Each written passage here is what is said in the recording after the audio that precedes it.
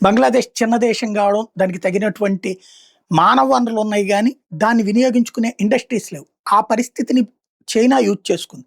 చైనాకి సంబంధించినటువంటి వస్త్ర తయారీ వాళ్ళు బంగ్లాదేశ్‌ని ఎంచుకున్నారు. ఎందుకయ్యా అంటే, చైనాలో ఒక్కొక్కళ్ళకి రూ. 50,000 చైనీస్ కరెన్సీ ఇస్తే, యువాన్‌లలో డబ్బులిస్తే, అక్కడ కార్మికులు పనిచేస్తారు. అదే సందర్భంలో బంగ్లాదేశ్‌లో వచ్చేటప్పటికి అదే చైనీస్ కరెన్సీ, అదే 50,000 యూరోలకి ఇదే చైనీస్ కరెన్సీ యువాన్స్‌కి 5గురు దొరుకుతున్నారక్కడ. 10,000 యువాన్లు ఇస్తే, ఇక్కడ వీళ్ళకొచ్చేటప్పటికి దగ్గర దగ్గరగా 30,000-40,000 బంగ్లాదేశ్ కరెన్సీ.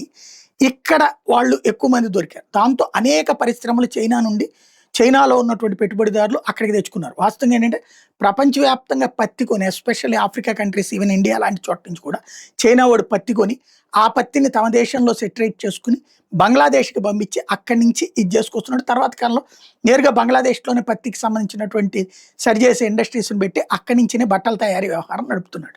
భారీగా లాభాలు గర్జిస్తున్నారు.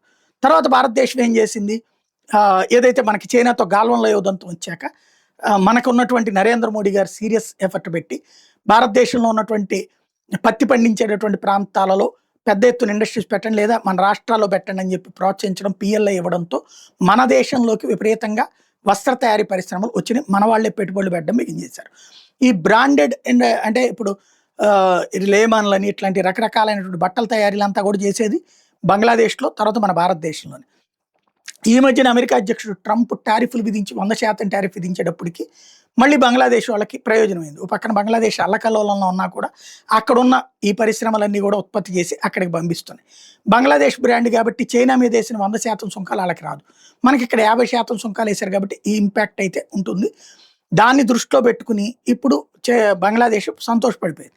సీన్ కట్ చేస్తే నిన్న ఢాకా ఎయిర్‌పోర్ట్‌లో ఈ ఏది సరుకు రవాణా వ్యవస్థ మొత్తం తగలబడింది.